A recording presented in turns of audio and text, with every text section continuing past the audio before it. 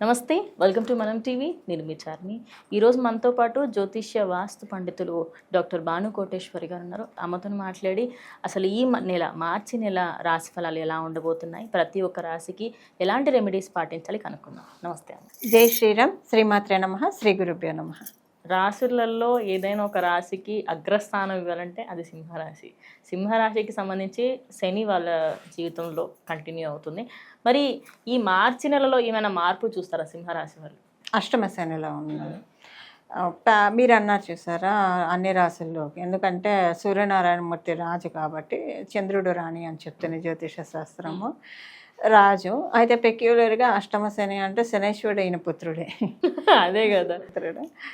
అయితే అష్టమ శని యొక్క ఎఫెక్ట్ మనం చూసుకుంటే కనుక అష్టమ శని యొక్క ఎఫెక్ట్ ఉంది, బట్ మరీ అంత ఎక్కువగా లేదు వాళ్ళకి. బట్ అసలు అంటూ ఉంది, ఉండకుండా అయితే ఉండదు. ఈ మార్చి నెలలో మనం చూస్తే ఈ అంటే అష్టమ శని ఏంటంటే ఎప్పుడైనా చార్మి, ఇందాక కూడా నేను మీకు చెప్పాను కదా, అష్టమ స్థానం అనేది మనకు ఒక పునర్జన్మని ఇస్తుంది. ఇప్పుడు మనం అనుకుంటాం కదా ఈ సంవత్సరం life before this period and after this period, ఇలాంటి పీరియడ్స్ రావాలంటే ఇలాంటివి రావాలి, అష్టమ శని ఇలాంటివి రావాలి, వస్తేనే మనకి చేంజెస్ చూస్తాము. ఇప్పుడు ఉలిని కూడా కొడితేనే కదా శిల్పం అయ్యేది, అదే ఆయన చేసేది అష్టమ స్థానంలో ఉండి. ఇప్పుడు అదే చేస్తూ ఉన్నారు. ఆ దెబ్బలుగా భావించకూడదు, మనం శిల్పంలాగా మారుతున్నామని భావించాలి. ఈ మార్చి నెలలో సప్తమ స్థానం బలంగా ఉంది, అష్టమ స్థానం బలంగా ఉంది. సప్తమ అష్టమ స్థానాలు బలంగా ఉండడం వల్ల వివాహ ప్రయత్నం చేయాలనుకున్న వాళ్ళకి చాలా బాగా ఉంది. బిజినెస్ చేసే వాళ్ళకి చాలా బాగా ఉంది.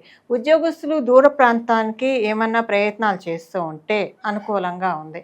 దూర ప్రాంతాలు అంటే ట్రాన్స్ఫర్స్ కొంతమంది పెట్టుకుంటూ ఉంటారు, లేదా విదేశాలు వెళ్ళాలని అనుకుంటారు, వాళ్ళకి చాలా బాగా ఉంది. ఇప్పుడు కొంతమంది అందరూ ఉద్యోగస్తులు ఇలానే అనుకోవాలని ఉండదు, ఇక్కడే ఉన్న చోటే చేంజెస్ వస్తాయి. సో చేంజ్ అనేది ఒక కీవర్డ్. ఈ మాసము మార్చి నెల వీళ్ళకి సింహరాశి, సింహ లగ్నంలో పుట్టిన వాళ్ళకి చేంజెస్ చూస్తారు. హెల్త్ ప్రాబ్లమ్స్ ఏమైనా ఉంటే ఈ మంత్ నుంచి కాస్త కమ్ డౌన్ అవుతుంది.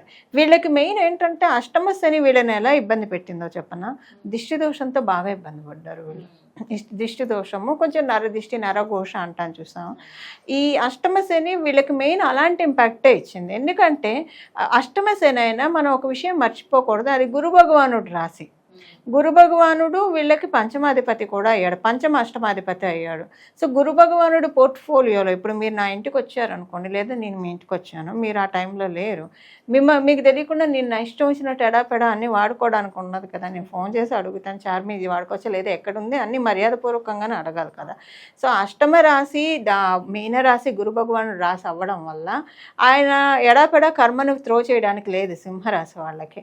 ఈయన కంట్రోల్లో ఉంటారు కదా. నువ్వు ఇస్తే దిష్టి దోషం రూపంలో ఇవ్వు. వీళ్ళకి నమ్మని వాళ్ళైనా నరదిష్టి నరఘోష ఉంటుందని ఈ అష్టమ శనిలో నమ్మే తీరాలి వీళ్ళు ఉంది అని చెప్పేసేసి, అది అమ్మ బాగా ఇంకా భయపడతారు వీళ్ళు. కానీ అది కొద్ది కాలమే, దాంట్లోంచి బయటకు వచ్చేస్తారు. ఇప్పుడు చాలా మందికి ఈ శని ప్రభావం వల్ల కొంతమంది ఉద్యోగాల రీత్యా కొంచెం సమస్యలు ఉన్న వాళ్ళకి ఈ మంత్ ఏమైనా కొంచెం బెటర్మెంట్ ఉంటుంది అనుకోవచ్చు. ఉంటుంది. అష్టమ రాశి బలోపేతం అవుతూ ఉంది కాబట్టి ఇప్పుడు ఆయన ఒక్కడే కాదు కదా, ఇంకా పార్టీలు జాయిన్ అవుతున్నాయి, మిగతా గ్రహాలు కూడా. సో క్యాలిక్యులేషన్స్ మారుతూ ఉన్నాయి. ఊరట అయితే లభిస్తుంది మార్చి నెల. ఆంధ్ర పరాభవ నామ సంవత్సరం కూడా మనకి మార్చి నెలలోనే స్టార్ట్ అవుతుంది, ఉగాది నుంచి. క్యాలిక్యులేషన్స్ మారుతూ ఉన్నాయి. సింహరాశి సింహ లగ్నంలో పుట్టిన వాళ్ళకి సందేహం లేదు. మరి ఏమేమి రెమెడీస్ పాటించమంటారు సింహరాశి వాళ్ళు? ప్రతిరోజు సూర్య నమస్కారం, ఆదిత్య హృదయాన్ని మించింది లేదు.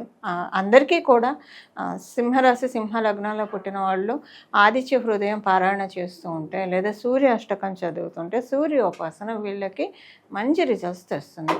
ఆత్మకారకుడు అని చెప్తుంది. మనకి కారకాసన ఉంటారు, నవగ్రహాలు 7 గ్రహాలు కారకత్వాలు వహిస్తూ ఉంటాయి. అందులో ఆత్మకారకుడు సూర్యనారాయణమూర్తి. మళ్ళీ చాటికి ఆత్మకారకుడు డిఫర్ అవుతారు, బట్ అందరికీ ఆత్మకారకుడు సూర్యుడు. ఆత్మబలం ఉంటే, ఆత్మస్థైర్యం ఉంటే మనం అన్ని పనులు కూడా విజయాన్ని సాధించగలుగుతాము. వీళ్ళకి ఆత్మస్థైర్యం ఎక్కువ అని మనం వింటాం, మనోనిబ్బరం ఎక్కువ. సూర్యారాధన వల్ల అది చేకూరుతుంది. సింహరాశి సింహ లగ్నంలో పుట్టిన వాళ్ళు ప్రతిరోజు ఉదయాన్నే స్నానం చేసి, మామూలుగా కూడా ఈ నెలనే కాదు, అడిగితే సూర్యుడు వాళ్ళ కోరికని ఇప్పుడు దేవుడు అంటే నమ్మని వాళ్ళు కూడా సూర్యుని ఒక కోరి చూస్తే సింహరాశి మామూలుగా అందరికీ అవుతుంది, బట్ వీళ్ళకైతే ఇంకా అంటే ఆయన వెంటనే తీరుస్తాడు. నమ్మకం లేని వాళ్ళకి కూడా దేవుడు అంటే నమ్మకం కలుగుతుంది.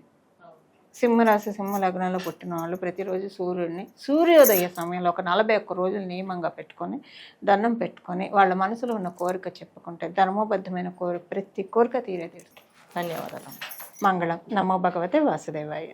సో చూసారు కదా, ఇది వారి వీడియో. స్టే ట్యూన్ టు మనం టీవీ.